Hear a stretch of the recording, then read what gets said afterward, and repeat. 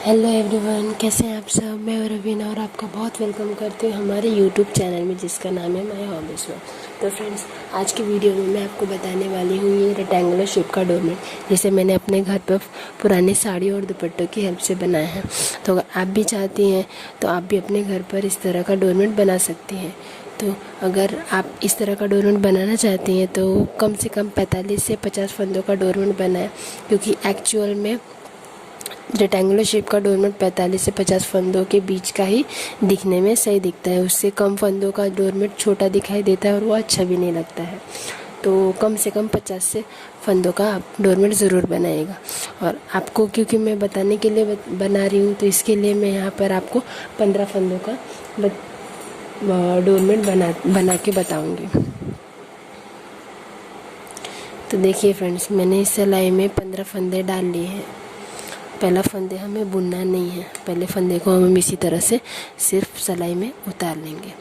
और यहाँ से जब ये दूसरा फंदा है, अब इसे हम आगे की तरफ से, इसे मैं हमेशा पीछे की तरफ से बुनती हूँ, इसके लिए मैं आपको पीछे की तरफ से ही बता रही हूँ। अगर आपको आगे की तरफ से बुनने की हैबिट है तो आप आगे से बुन सकती हैं। तो ये देखिए, ये जो फंदे डालने के बाद जो पहली रो होती है वो बुनने में थोड़ी डिफ़िकल्ट होती है, क्योंकि फंदे यहाँ पर लूज़ होते हैं। तो इसे बहुत ही ध्यान से बुनना पड़ता है, नहीं तो फंदे हमारे खुलने के डर रहते हैं। तो इस रो को मैं पूरी तरह से बिन लेंगे और ये जो आखिरी फंदा बचेगा, फंदे को जैसे मैं पीछे से बुन रही हूँ तो उस फंदे को हम आगे की तरफ बुनेंगे। तो मैं इस रो को आपको बिन कर दिखाती हूँ। लेकर इसे इस तरह से बुनकर इसे इस सिलाई में निकाल लूँगी। तो ये हमारी पहली रो बिनकर कंप्लीट हो गई। फिर हम यहाँ पर इस पहले फंदे को बुनेंगे नहीं, हम इसे इसी तरह से उतार लेंगे और इस तरह से हम इसे पूरी तरह से बिनते जाएंगे।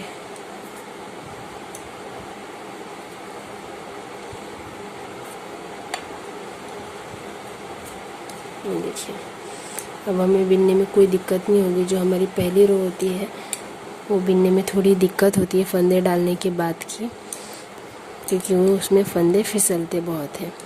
यहाँ से हम फटाफट बना सकते हैं। अगर आप बिगनर हैं तो आप सबसे पहले रेक्टेंगुलर शेप का ही डोरमेट बनाएं। इससे क्या हो, पकड़ बैठ जाएगी बुनाई की, आपकी स्पीड भी इंक्रीज़ हो जाएगी। अब देखिए, अब यहाँ पर मेरा धागा ख़त्म हो गया है, तो आपको यहाँ पर धागा अटैच करने के लिए सुई धागे की ज़रूरत नहीं है। आप इस तरह से धागे को इसी में रोल करके अटैच कर सकते हैं। आपको नॉट लगाने की भी ज़रूरत नहीं है, इस तरह से आप बुन सकती हैं।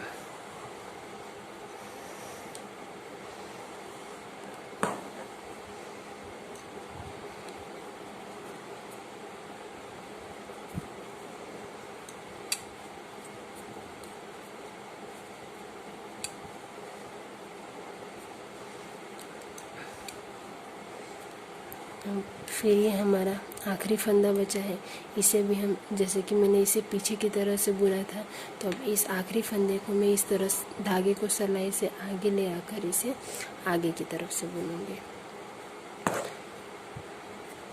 हमें दोनों तरफ से फंदों को, जो आखिरी फंदे हैं उन्हें अपनी बुनाई की उल्टी बुनना है। फिर से हम पहले फंदे को उतार लेंगे बिना बुने और फिर यहाँ से बुनना शुरू करेंगे।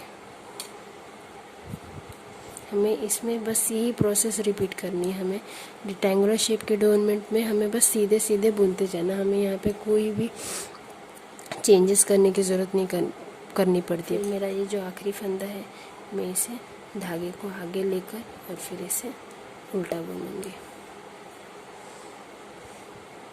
इसका बस एक ही रीज़न है कि इस तरह से बुनने पर हमारे यहाँ पर एक चोटी जैसी डिज़ाइन आएगी। ये देखिए, आपको दिखाई देता होगा यहाँ पर। जैसे जैसे हम इसे बुनते जाएंगे वैसे वैसे हमारी डिज़ाइन उभरते चली आएगी।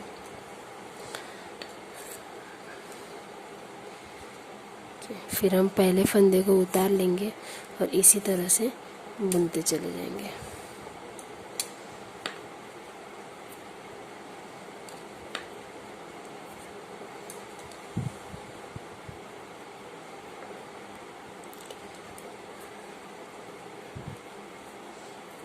तो देखिए फ्रेंड्स, ये कैसा मेरी डोरमेट बनती जा रही है। इसमें हमें कोई भी चेंजेस करने की कोई ज़रूरत नहीं, ना हमें फंदे बढ़ाने हैं ना फंदे हमें घटाने हैं। बस हमें एक बात का ध्यान रखना है, जो हमारा पहला फंदा है उसे हमें उतार लेना है, और जो हमारा आखिरी फंदा है, जैसे कि मैंने जैसे पीछे की तरफ से बुना था, तो इसे मैं अब आगे की तरफ से बुनकर निकाल लूँगी।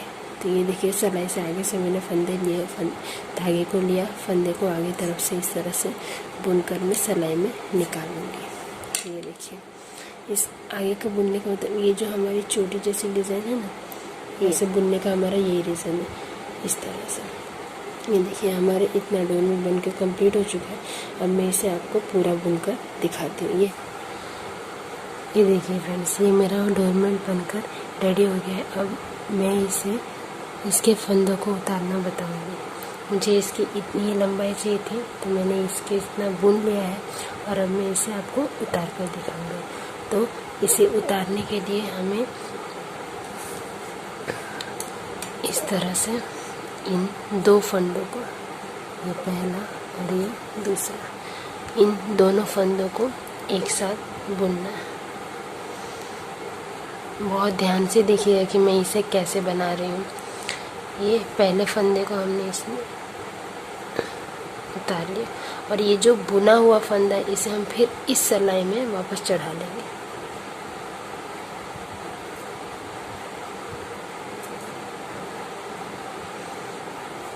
ये देखिए, ये चढ़ा दिया। अब इस फंदे को और इस फंदे, इन दोनों फंदों को मिलाकर हम फिर बुनेंगे।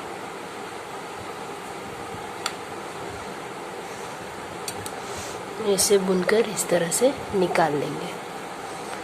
अब फिर इस फंदे को हम इस सिलाई में चढ़ा देंगे, और फिर इसको और ये इसके आगे वाले इन दोनों फंदों को, मतलब हमें हर बार दो दो फंदों को एक साथ लेकर बुनना है।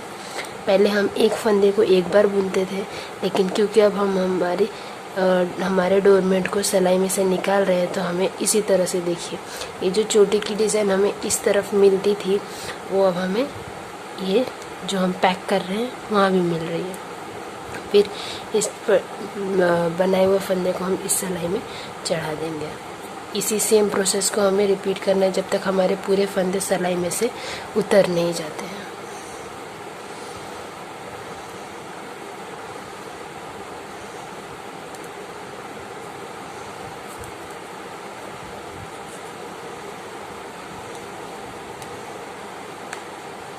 जो पहली बार बना रहे हैं वो इसे बहुत आसानी से बना सकते हैं, और अगर आप पहली बार बना रहे हैं तो मेरे सजेशन होगा कि आप रेक्टेंगुलर शेप के डोरमेट से ही स्टार्टिंग करें।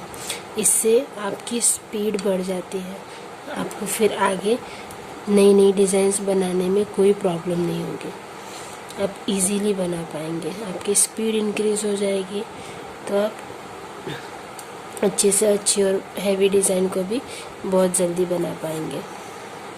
तो ये देखिए, ये मेरा लास्ट फंदा भी कंप्लीट हो गया है, और अब इसमें से मैं इस धागे को लेकर यहाँ पर नॉट बांधूंगी ताकि ये खुले नहीं।